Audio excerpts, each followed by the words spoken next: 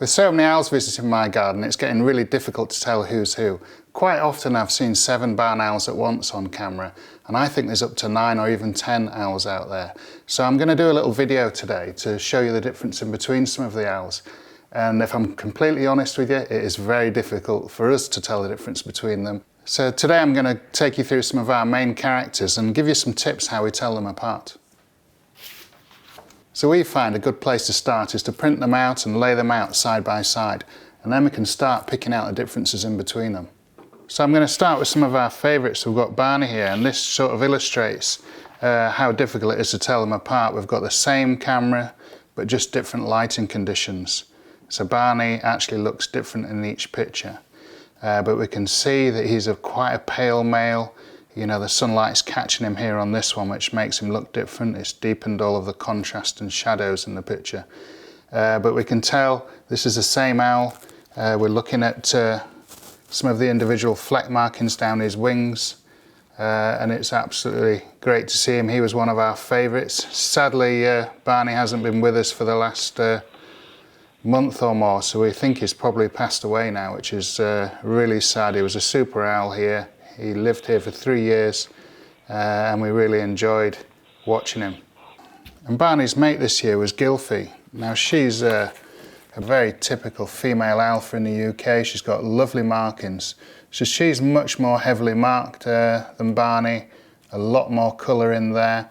If you look at the top of the head, that's got the lovely blue and grey completely across the top of the head, whereas Barney's much more paler. You know, he's got more sort of ochres and white colours showing through there. So this is Gylfi, our female. Both of these owls are unrung, so then this starts making it difficult.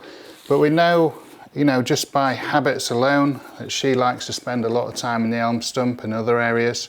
So we're also watching the owls, their actual habits and where they go, where they like to sit. So that's quite important to us here as well, that you know, we're watching where they land, where they go, how they act with me when I go out in the garden. Some owls are more confident with me than other owls. So this was our main breeding pair this year, which takes us on to their first chick of the year, which is Solo. Now she's an absolute stunner, Solo is. She's got much more dark fringing around her facial disc there than her mother, but she's got that lovely typical colour of the female. So she's an unrung female, which makes it difficult to tell her apart. But one thing I did notice on her facial disc, which you can see on this photograph, down here below her beak on the facial disc, she has this little dark mark, which is quite obvious when you see her then on the live cameras.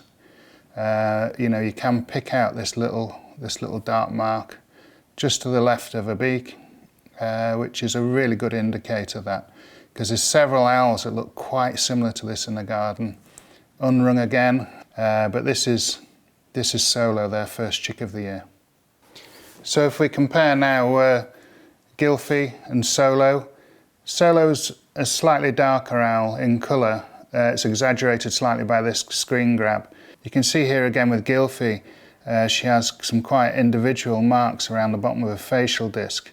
Now this is harder to pick out, it's less obvious, but we've been just comparing pictures of her just recently, and we've managed to pick out some of these little shapes here, and this little spot in particular here. So this seems to stay with them, these particular feathers, throughout the molts each time. So this is going to be one of the ways that we tell these barn owls apart, is their facial disc. So Barney and Gylfi then went on to have a second brood, which is absolutely fabulous. So we've got Hans over here and Greet over here. So what we're looking at here now is the difference in between these two owls, and we have something to tell you all here. We've got Hans is actually a female, and we've worked out since fledging date that Greet's actually a boy. So both Hans and Greet are rung on the right leg, and it's how we tell them apart now. We managed to get a reading off both of their ring numbers, and we knew we actually rang Hans first. Hans is actually a female, and we can tell by these little fleck markings down the sides and this heavily trimmed facial disc. Greet is the younger of the owls, and when we rang him we thought he was a female because of this really heavily trimmed facial disc at the bottom. But as he's grown and the fluff has gone off him, the down, we can see there's no fleck markings here on the side. He's actually paler, and when you compare the neck, you can see Hans is much darker in the neck area. So this is definitely a male owl. And the other thing about Greet is Bomber actually broke one of the feathers during the fledging process. So Bomber was coming by, running raids, knocking the chicks around, and he broke one of these feathers. So that's another very distinguishing feature of Greet. And this will stay with Greet, this broken feather, unless it breaks away until next year now, until next autumn when he molts. And I'm going to move on to another one of our favourites at the moment, which is Howard. So Howard is a male owl, and he was brought into us just before fledging age, and his sibling had actually died on the floor next to him. So he was quite thin, so we took him in and rehabilitated him. And now he's living wild in the garden, which is fabulous to see. And he really likes to hang out in Sycamore Stump and in the Barn Owl Tower. So the distinguishing features on Howard is this little nick in his facial disc here. I call it a nick, it's actually a dark feather, but you can see we've got a dark feather coming in here on his facial disc.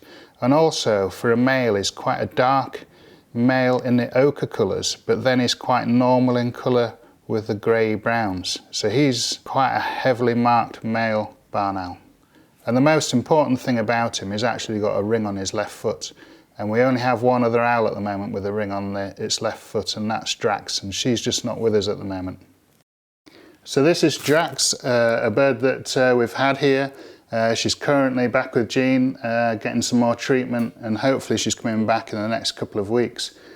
She's a very dark female, and she's got a ring on her left leg and a very heavily trimmed facial disc as well. So she's hopefully coming back soon. Finally, I'm going to take you on to another male owl. So we managed to ID this owl from his ring number, and he's actually a rehab owl that fledged from elm stump last September. So this owl is right leg ringed, but some of his features are these feathers above his facial disc here are actually quite white.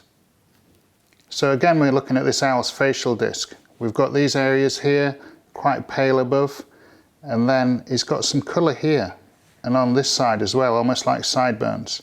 And then he's pale again at the bottom. So he's a reasonably easy owl to tell apart, even though he's a typical male. So that's 8 owls I've been through today, and that's the start of identifying the characters that live in the garden. So there's definitely more owls out there, and we'll be bringing you those over the next few weeks as we're able to identify them properly. So head to my blog where you can check out all these pictures.